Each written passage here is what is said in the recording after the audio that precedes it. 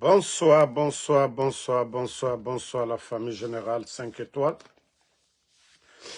J'espère que vous allez bien. Voilà.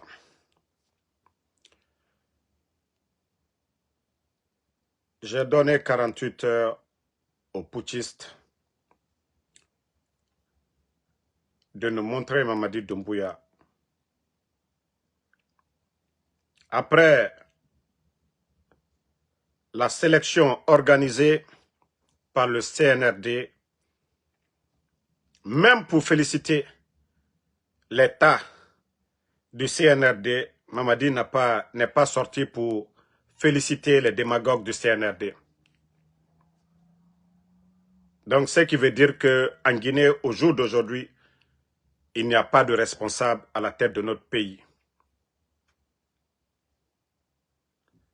Du 29 au 30, ce que le CNRD, ils veulent toujours cacher aux Guinéens.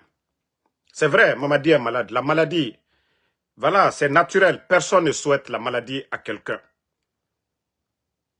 Personne ne souhaite la maladie à quelqu'un. Oui, personne ne souhaite la maladie à quelqu'un. Même ton pire ennemi. C'est vrai qu'on peut dire, on ne veut pas de Mamadi Doumbouya, on veut qu'il quitte à la tête de ce pays. Mais la maladie, c'est pas nous. Mais comme je vous ai toujours dit, tout se paye sur cette terre. Je suis en live, pardonnez, je suis en live. Tout se paye, voilà.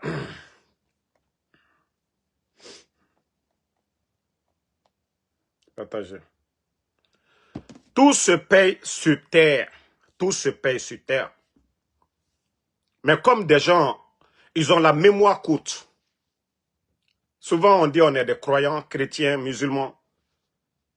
Mais nous oublions, certains oublient l'existence de Dieu et la recommandation divine de faire que du bien.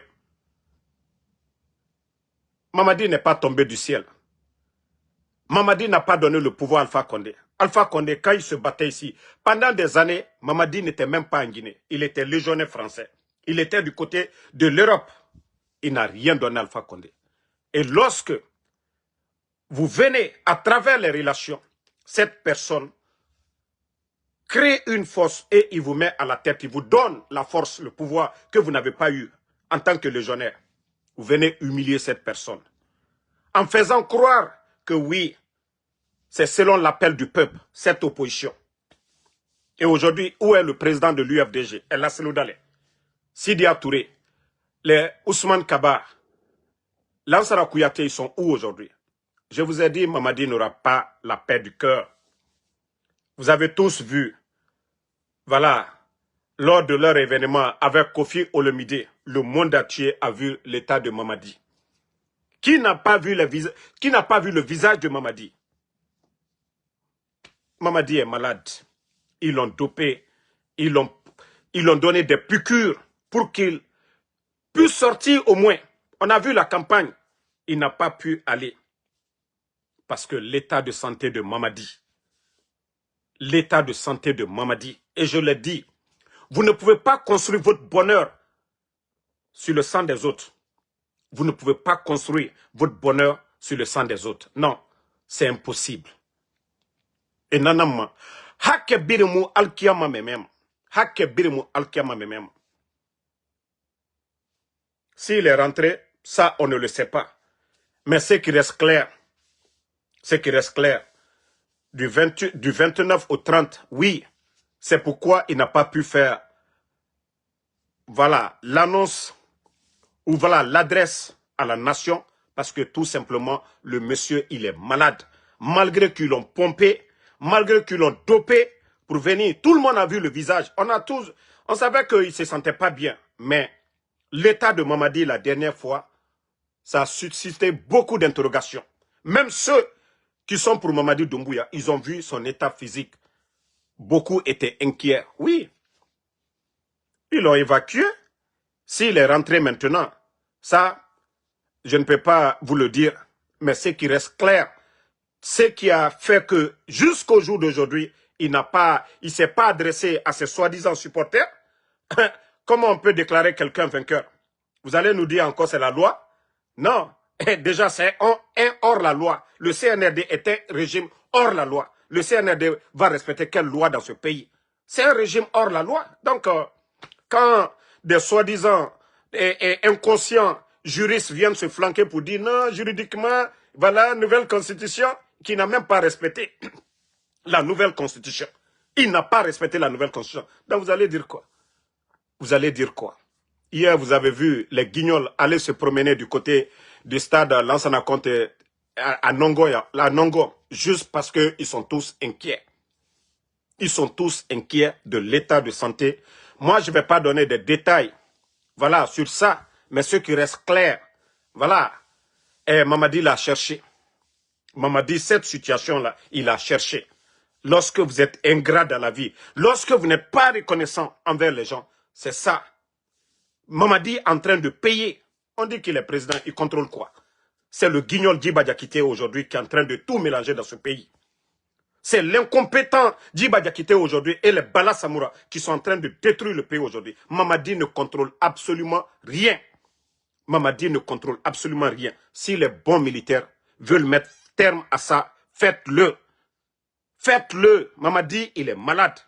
Même si on va le doper encore pour le faire sortir devant les Guinéens, nous savions que, voilà, vous-même vous saviez que non, ça ne va pas aller. Si c'est ce que vous voulez, qu'on continue comme ça, quelqu'un qui n'a pas ses facultés en place aujourd'hui, comment peut-il diriger un pays? Vous avez vu ça dans quel pays du monde? Voilà. Vous avez vu ça dans quel pays du monde? Bon, comme les militaires, vous ne voulez pas prendre le pouvoir, moi en tout cas, considérez-moi dès maintenant comme le président de la République de Guinée. Voilà. Et je vais composer mon état-major. Les militaires qui doivent être dans mon camp, je vais nommer. Parce que on ne peut pas continuer dans ce désordre. Oui, nous ne pouvons pas. Ce pays-là nous appartient tous. Ce pays-là nous appartient tous. Le CNRD a menti au peuple de Guinée. Ils n'ont pas respecté leur engagement. Et Mamadi, aujourd'hui, qui est malade, ne peut pas diriger la Guinée. Donc, il est temps de changer la donne. Regardez le pays aujourd'hui. Regardez notre pays. Est-ce qu'il y a un gouvernement en place aujourd'hui? Voilà. Voyez l'entourage même, tout le monde à côté aujourd'hui. Vous avez vu le 29, le 30, à l'aéroport, la nuit, ils sont allés, les travailleurs, ceux qui sont sur la piste, ils sont allés mettre les gens à terre là-bas. Prendre leur téléphone. L'avion qui est descendu, voilà, l'avion est descendu quelques heures, 3 heures, 4 heures après, l'avion est reparti. Voilà, donc il n'y a pas de doute que oui, même si Mamadi est rentré, il n'y a pas de doute que quelqu'un a été évacué ce jour-là. Pourquoi aller à l'aéroport la nuit, à 1 heure du matin, les travailleurs, retirer tous les téléphones des gendarmes, des éléments des forces spéciales, tous les travailleurs, pour ne pas que les gens puissent prendre une image de l'avion qui est venu là-bas. Vous voulez qu'on continue dans ça? Mais c'est vous-même qui êtes en train de mettre ce doute-là. Ce n'est pas nous. Vous dites que quelqu'un est président, est père de famille. Fin d'année, pas de discours à la nation. Fin d'année, il n'est pas sorti. Résultat proclamé, il n'a pas fait d'annonce. Et jusque maintenant, vous-même vous êtes inquiet. Alors, ça veut dire quoi? Ça veut dire quoi? S'il est malade, dites qu'il est malade. Est-ce que l'homme ne doit pas tomber malade?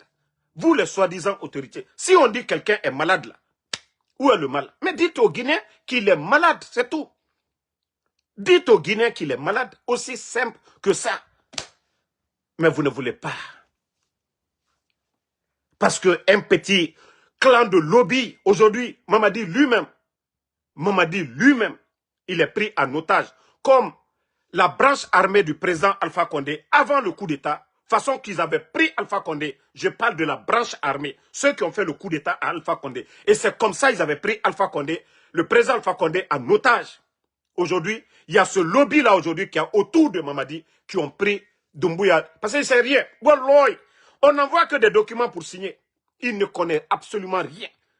Ça, je vais vous le dire. Si l'armée, vous voulez agir ou pas, en tout cas moi, je me déclare dès maintenant le président de la République. Et déjà, vous avez vu, hein, vous avez vu le soutien populaire. On vous a dit. Tout ce que nous attendons aujourd'hui, c'est une déclaration aussi simple que ça. Moi, en tout cas, je me suis déclaré. Et vous voyez aujourd'hui, Si vous êtes d'accord que je sois président, mettez en bas ici, monsieur le président. Ne m'appelez plus le général, ne m'appelez plus 5 étoiles. Appelez-moi monsieur le président. Ça doit prouver aux gens que aujourd'hui, les Guinéens, ils ont soif. Vraiment, ce départ-là aujourd'hui. On ne peut pas rester, voilà, un petit clan. Vous les avez vus hier aller se balader au stade de Nongo, faisant croire que tout va bien. Voilà. Donc, franchement, les gens sont fatigués. Les gens sont fatigués. C'est vous qui êtes en train de... Voilà. Tout ce que les gens vont dire, est-ce qu'ils n'ont pas raison? Est-ce qu'ils n'ont pas raison?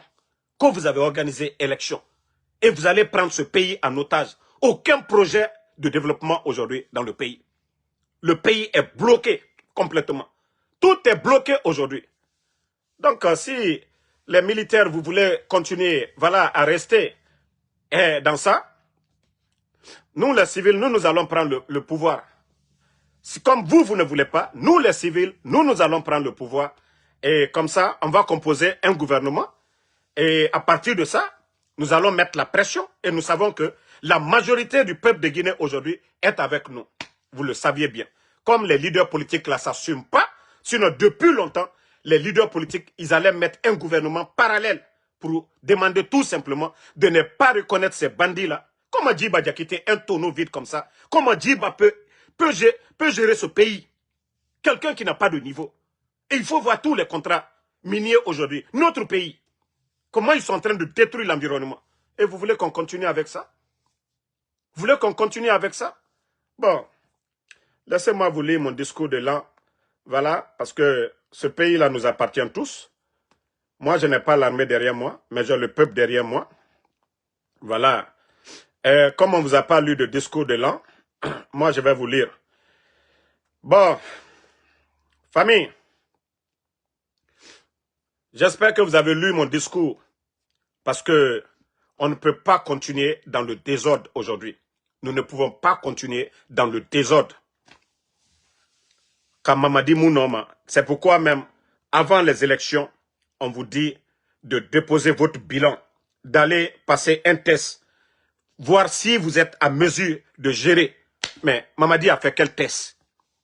Où est le résultat de test de Mamadi pour dire qu'il a ses facultés en place pour être président de la République? La direction générale court des élections. Où est ce document pour dire que Mamadi est allé faire les tests? Voilà son bilan pour dire que voilà, il peut être président. Non, montrez-nous.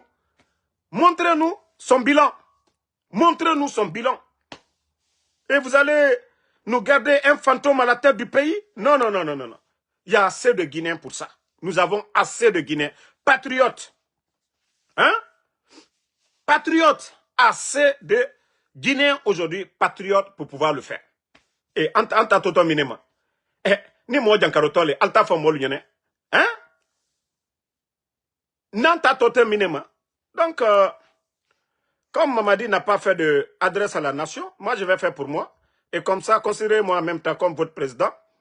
Guinéennes et Guinéens, mes chers compatriotes, en ce jour symbolique où une nouvelle année s'ouvre devant nous, je m'adresse à vous avec gravité, humilité et détermination. La Guinée traverse une période décisive de son histoire où le silence ne peut plus être une option et où l'action devient une exigence nationale. Avant toute chose, je voudrais m'incliner respectueusement la tête devant la mémoire de toutes les personnes disparues, victimes de drames évitables, d'accidents, de violences et de négligence, à leurs familles, à leurs proches, à la nation tout entière. J'exprime la solidarité de l'État à l'engagement ferme que leur mémoire ne sera ni oubliée ni trahie. Justice, vérité, mémoire et réparation. L'incendie tragique du dépôt des hydrocarbures de Conakry a profondément meurtri notre nation. Il a coûté des vies, détruit des familles et laissé des cicatrices durables dans notre conscience collective. En tant que président par intérim, j'annonce l'ouverture immédiate d'enquêtes indépendantes, approfondies et transparentes. Toutes les responsabilités seront situées, sans exception ni protection. Les victimes seront auditionnées, indemnisées et accompagnées, tout comme les populations touchées lors des secousses, voilà, et des secours qui ont été endeuillés du côté de Koya. La cité du chemin de fer sera reconstruite dignement et durablement pour les habitants. Et je prends ici, devant la nation, l'engagement solennel que plus jamais un tel drame ne se reproduira en Guinée. Des mesures structurelles, techniques et préventives seront prises pour protéger la vie des citoyens. Vérité économique et souveraineté nationale. Tous les contrats miniers, écoutez bien, signés avant et après le 5 septembre 2021 seront l'objectif d'audition publique et d'audit rigoureux. La recherche guinéenne doit servir le peuple de Guinée et non une minorité. Le fichier de la fonction publique sera assaini. Toutes les donations, c'est-à-dire les voitures, les cadeaux, les maisons que ces bandits sont en train de donner, non justifiables, effectuées sur le régime de la transition, seront reversées au trésor public. La Guinée mettra définitivement fin au clientélisme, au népotisme et à la confusion entre l'État et les intérêts privés. Justice sociale, liberté publique et réconciliation nationale. Nous allons annoncer la libération de tous les prisonniers politiques, car aucune nation ne se construit durablement sur la peur, l'arbitraire ou la détention de ses consciences critiques. J'annonce également la libération effective de l'espace médiatique. Les médias sont un pouvoir démocratique, un contre-pouvoir essentiel, un outil de veille citoyenne. Aucun journaliste ne sera inquiété pour avoir informé. Aucune rédaction ne sera muselée pour avoir questionné le pouvoir. La Guinée libre a besoin de médias libres, responsables et protégés. Réhabilitation de l'État et réduction des comptes. Les bâtiments publics réhabilités sous le régime des putschistes seront l'objet d'audits techniques et financiers approfondis et des procédures de recouvrement des fonds détournés ou mal utilisés seront engagées conformément à la loi. Infrastructures stratégiques et souveraineté économique. La construction d'un port à eau profonde devient une obligation nationale. La Guinée ne peut plus rester enclavée dans un monde globalisé. Vous voyez aujourd'hui le port de Conakry, au lieu de construire, on devait investir 6 milliards à travers le programme Simandou et les bandits à travers l'incompétent Djiba Diakité. Nous n'avons plus ça. Voilà. La SAG, la CBG et la SMG seront nationalisées dans un cadre légal, transparent et orienté vers l'intérêt général et la souveraineté économique. Vision 2050 et réforme profonde de l'État. Nous lancerons un plan national de développement Vision 2050 fondé sur la planification, la souveraineté, la justice sociale et l'équité territoriale. Une police de la police sera créée afin de garantir la discipline, la redevabilité et le respect des citoyens. Des états généraux seront organisés pour l'armée, l'éducation, la santé, le service public. Une agence nationale de gestion du patrimoine mobilier de l'État verra le jour pour mettre fin au gaspillage, à l'anarchie administrative et à l'impunité. Assise nationale pour refonder la Guinée. Enfin, j'annonce la tenue d'assises nationales inclusives réunissant les syndicats, les partis politiques, les journalistes, la société civile, les institutions publiques. Car la Guinée ne se reconstruira pas sans les fils et ses fils. Sans mémoire, sans dialogue, sans vérité, nous ne pourrons pas construire cette nation. Guinéens et Guinéennes, cette année ne sera pas celle des discours faciles, mais celle des décisions courageuses. L'État reprend ses droits, le peuple reprend sa place et la parole redevient libre. La Guinée reprend sa dignité. Je vous remercie. Donc, comme je vous ai dit, si les militaires ne veulent pas libérer le peuple de Guinée, moi, en tant que le général 5 étoiles, la voix des sans-voix, nous allons prendre le pouvoir et nous avons besoin de soldats patriotes pour nous accompagner. Parce que ça devient de trop. Ce pays est fatigué. Ce pays est fatigué. Voilà. Mamadi, aujourd'hui, ne contrôle rien. Nous avons besoin d'un leader et nous n'avons pas besoin d'un fantôme à la tête. Aujourd'hui, il ne contrôle absolument rien. Ils le prennent comme un bébé. On lui maquille comme un bébé. C'est-à-dire, ils sont là à le vacciner, à le doper. Et tout le monde a vu les images la dernière fois. Donc, merci Doumbouya Bala. Donc, le combat continue. Comme les militaires, vous êtes des incompétents. Voilà, ça va être le coup d'état d'un civil. Et moi, en tout cas, je suis le candidat. J'ai besoin du soutien du peuple. Voilà, déjà, beaucoup de militaires vont s'aligner. On est fatigué de ce régime, voilà, d'incompétents. Donc, merci à tout le monde et je vous reviendrai encore. Merci, bonne soirée.